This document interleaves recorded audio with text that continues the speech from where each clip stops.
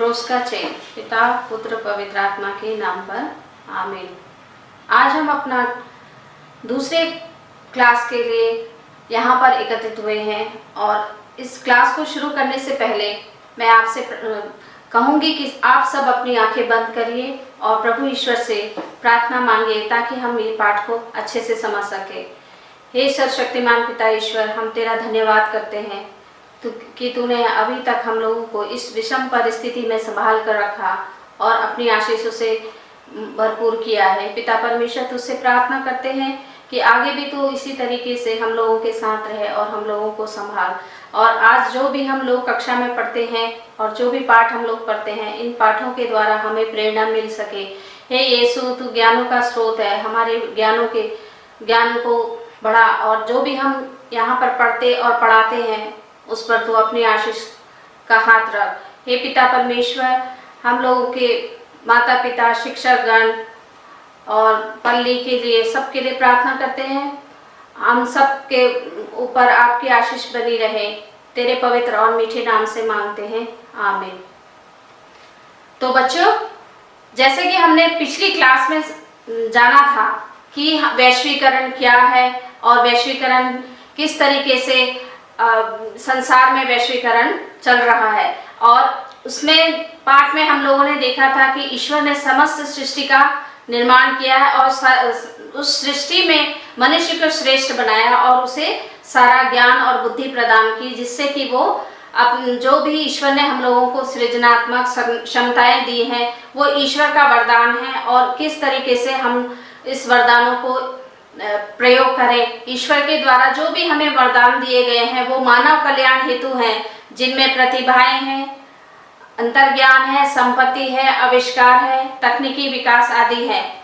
ये सब ईश्वर के द्वारा दिए गए मनुष्य को वरदान है। तो अब आइए देखते हैं कि वैश्वीकरण के प्रभाव और दुष्परिणाम क्या है। तो हम देखते हैं वैश्वीकरण के प्रभाव, क्योंकि वैश्वीकरण में शहरों के नजदीक लोगों ने कारखाने स्थापित किए हैं और जिससे कि उस कारखानों का लाभ शहरी जनता को मिलता है, ना कि ग्रामीण जनता को मिलता है, जिससे ग्रामीण लोगों में और शहरी लोगों में निरंतर दरार पड़ती चली जाती है।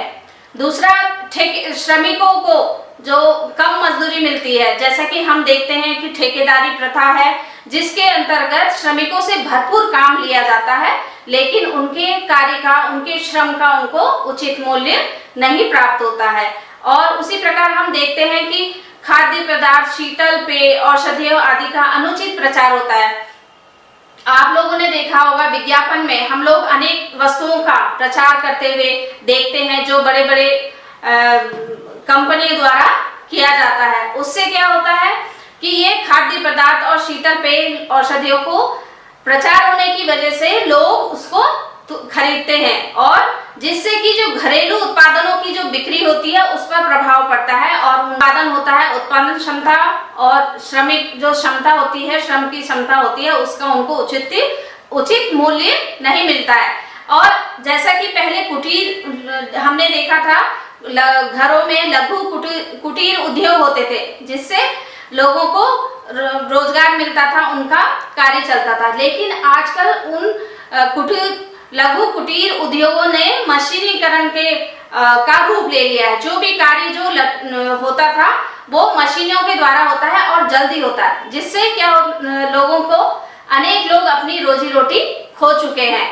और स्वदेशी वस्तुएं जो होती है उनका चलन हम लोगों के बीच में से धीरे धीरे लुप्त होता चला जा रहा है। मशीनीकरण की जो वस्तुएं हैं उसको लोग जल्दी खरीदते हैं।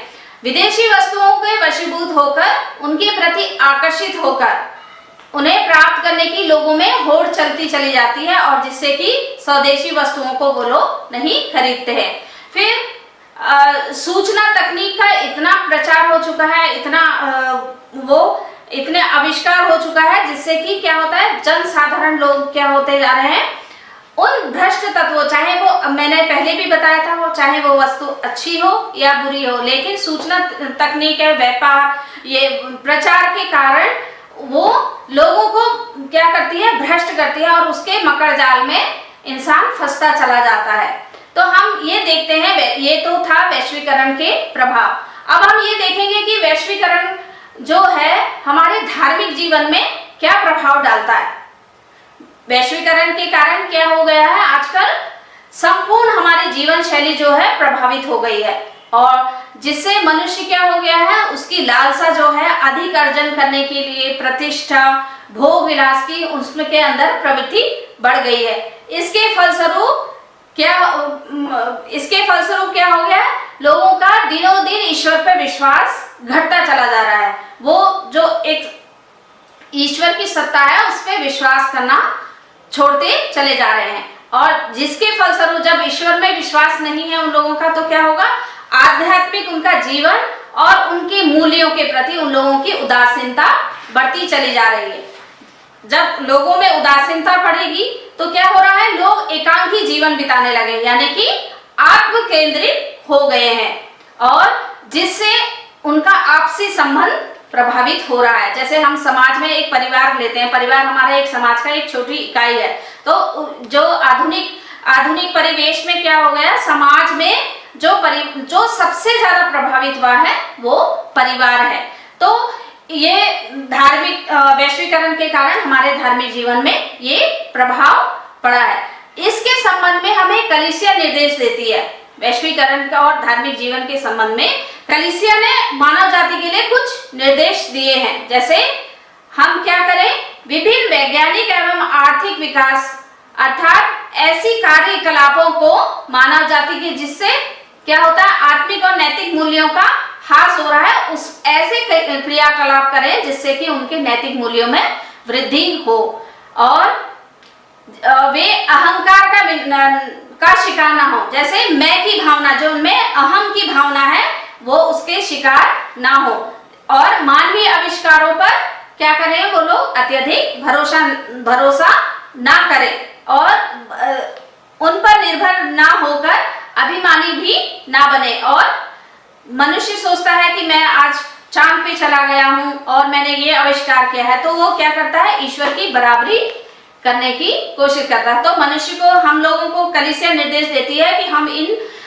भौतिक चीजों की ओर ना जाकर ईश्वर की में इतना लिप्त ना हो जाए कि हम ईश्वर की बराबरी करने लगे। और फिर क्या हो रहा है, उपभोक्तावादी संस्कृति से हम लोग दूर रहें, और सृष्टिकर्ता ईश्वर की आराधना करने के लिए अपने हृदय को तैयार रखें, और हमारा जीवन, ध्यान, चिंतन ईश्वर केंद्रित हो, और हम जो बाइबल है, हम लोगों की बाइबल के वचनों के अनुसार, हम लोग ईश्वर के दिए हुए वचनों के अनुसार हम लोग उसके अनुसार अपना जीवन बिताएं, ताकि हम उन आविष्कारों को और उनके प्रति इतने आसक्त ना हो, ताकि हमारा धार्मिक जीवन बरकरार रह सके। और द्वितीय वेटिकन महासभा में भी जॉन पॉल द्वितीय ने हमें बताया है कि हमें क्या करना है, आपस में विश्व बंधुत्व की भावना होनी चाहिए। जो लोग मानव अधिकारों से वंचित हैं, उनका जीवन स्तर सुधारने में हम लोग सहायता प्रदान करें। जैसे अंतर्राष्ट्रीय स्तर पर आपसी संबंध भरोसे और विश्वव्यापी होना चाहिए और विश्वसनीय होना चाहिए, ताकि जो भी आविष्कार होते हैं उसमें आपसी सहयोग कर सके। यानी कि जो हमारा देश है, दूसरा देश है, उन लोगों में जो भी आविष्कार करते हैं वो आपसी सहयोग से करें, जिससे कि विश्व बंधुत्व की भावना है उनमें बनी रहे। और संत पिता जॉन पॉल ने भी इस बात पर ध्यान दिया है कि वैश्वीकरण मानव की गरिमा कदापि ना भंग करे, और इसके लिए उन्होंने विश्व के नेताओं का आह्वान किया था कि वे अन्यायपूर्ण आर्थिक और सामाजिक रूप से दंडात्मक ढांचे यानी कि संरचना को रोकने का उत्तरदायित्व ले। जैसा यीशु कहते हैं कि वे इस संसार के नहीं हैं, जिस तरह मैं भी संसार का नहीं हूं। इसलिए हमें और आपको पता होना चाहिए कि यद्यपि हम संसार में रह रहे हैं, लेकिन ये संसार हम लोगों का स्थायी निवास नहीं है। उस ईश्वर पर हमारा विश्वास दृढ़ होना चाहिए जिसने हमें बनाया है। उस राज्य के सदस्य होने के नाते, अर्थात कौन सा राज्य? स्वर्गीय राज्य होने के नाते हमें देश, वंश एवं भाषा पर भी आधारित जो भी भेदभाव है उसे उखाड़ना होगा, अर्थात दूर करना होगा। जो भी हमारे साथ रह रहे हैं उन्हें मैंने और आपने सम्मान देना है और ईश्वर ने जो हमें प्रतिभाएं, वरदान, कौशल प्रदान किए हैं उनका उपयोग सबकी भलाई के लिए करना चाहिए। और यदि हम ऐसा करते हैं तो मैं और आप निश्चय ही ईश्वर के राज्य का अनुभव इस संसार में बांट सकते हैं। तो बच्चों, आपने जैसा देखा कि वैश्वीकरण से हम लोगों को, वैश्वीकरण से हमारे देश, हमारे जीवन में क्या प्रभाव हो रहे हैं और कलीसिया हमें उन प्रभावों को किस तरीके से वैश्वीकरण के रहते हुए हम लोग अपना कलीसिया में कैसा जीवन बिताएं और किस तरीके से हम ईश्वर को ना भूलें, ईश्वर की सत्ता को स्वीकार करें और अपने जीवन को आगे बढ़ाएं। तो बच्चों, मुझे आशा है कि आप लोगों को ये जो भी पाठ आज दिया गया है आपको समझ में आया होगा। तो बच्चों, आज हम लोगों का ये वैश्वीकरण अध्याय आज समाप्त हुआ और मुझे विश्वास है कि मैंने जो भी आपको बताया है आप लोगों को जरूर समझ में आएगा। तो आइए हम लोग देखते हैं हमारे अभ्यास में। सबसे पहले है प्रश्नावली। तो पहला प्रश्न है हमारा वैश्वीकरण। वैश्वीकरण क्या है? दूसरा क्वेश्चन है ईश्वर ने जो भी रचा वह हम सब मनुष्यों के लिए सर्वमान्य है, कैसे? तीसरा प्रश्न है हमारी सृजनात्मक क्षमता सबके लिए लाभप्रद होनी चाहिए, क्यों? चौथा, वैश्वीकरण के विभिन्न प्रभाव कौन कौन से हैं? पांचवा, हमारे विश्वास के जीवन में वैश्वीकरण कौन कौन सी चुनौतियां प्रस्तुत कर रहा है? छठा, वैश्वीकरण के संदर्भ में कलीसिया ने हमें जीवन में अपनी आस्था को बनाए रखने हेतु क्या क्या निर्देश दिए हैं? जैसा कि मैंने आपको पाठ में बताया था, उसी के अनुसार आप लोग जितने भी प्रश्न दिए गए हैं इसको अपनी कॉपी में लिखिए और कोशिश करिए इसको करने के लिए, इनके उत्तर लिखने के लिए। फिर उसके बाद मैं बताऊंगी कि आपको इनके उत्तर क्या हैं। फिर हमारा दूसरा है आपका विचार क्या है? जब आप किसी उत्पादन पर जापान निर्मित, कोरिया निर्मित, चीन निर्मित तथा जर्मनी निर्मित लेबल लगा हुआ देखते हैं तो आपकी क्या मनस्थिति होती है?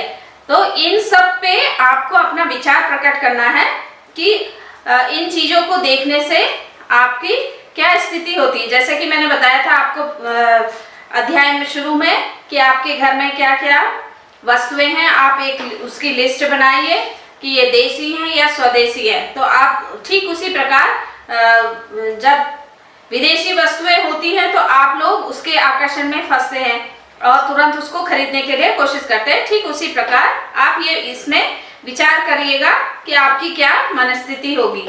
फिर इसमें है बाइबल से, जैसे हमने अध्याय में कई पाठ पढ़े हैं, छोटे छोटे आप लोगों को लाइनें पढ़ के सुनाई है, जैसे लूकस की 12वें अध्याय की 15वीं लाइन। इन सबको आपको कंठस्थ करना है, यानी कि इसको खूब अच्छी तरीके से आप लोग याद करके रखिए ताकि जब आप पाठ पढ़ते हैं तो आपको समझ में आए। जैसे लूकस के 12वें अध्याय की 15वीं लाइन, प्रभु यीशु ने लोगों से कहा, सावधान रहो और हर प्रकार के लोभ से बचे रहो। तो इन लाइनों को आप कई बार अपने मन में दोहराइए और याद करने की कोशिश कीजिए, आप जरूर इनको याद कर पाएंगे। फिर आप लोगों के जनरल नॉलेज, आपके ज्ञान को बढ़ाने के लिए आपको, जैसे हमारा चैप्टर है, हमारा अध्याय है वैश्वीकरण, तो इसमें हमें जानना चाहिए कि गैट किसे कहते हैं। जैसे general agreement on trade and tariff, तो गैट, तो इसको हम लोग, ये क्या चीज है और इसको हमारे देश में हम लोग किस तरीके से लागू करते हैं, ये इसके बारे में संक्षिप्त इसमें आपके ज्ञान के लिए ये दिया गया है, ये आप जरूर याद करिएगा। फिर डंकल योजना है, जो ये डंकल योजना क्या है आप इसको पढ़ के आइएगा और संक्षिप्त रूप से इसमें दिया गया है, इसके विषय में तो आप लोग जरूर इसको पढ़िएगा। फिर है हम लोग वैश्वीकरण का हमारा अध्याय है, तो हम लोग भारतीयों, हम ये वाद विवाद है जैसे वैश्वीकरण के परिणाम हम भारतीयों के लिए लाभदायक हैं या हानिकारक हैं। तो हम लोगों को एक अपने कॉपी में 2 भाग लिखेगा, वैश्वीकरण लाभदायक और दूसरा हानिकारक। फिर धर्म ग्रंथ से पाठ जरूर पढ़िएगा, जैसे पहले लूकस का मैंने 12वीं अध्याय की 15वीं लाइन बोला था आपसे याद करने के लिए, ठीक उसी प्रकार आप लोगों का ये देखना है। आपको लेवी ग्रंथ का 25वें अध्याय में 1 से 55 लाइन में क्या है, और दूसरा आमोस का 5वां ग्रंथ है, आमोस का ग्रंथ में 5वां अध्याय की 4 से 7 लाइन में क्या लिखा है, ये आप जरूर पढ़ के आइएगा। फिर जानकारी प्राप्त कीजिए। आप लोग अपने स्कूलों में इतिहास जरूर पढ़ते हैं, एक सब्जेक्ट होता है इतिहास, उसको आप लोग जरूर पढ़ते हैं, जिसमें कि आपने महात्मा गांधी का नाम सुना है।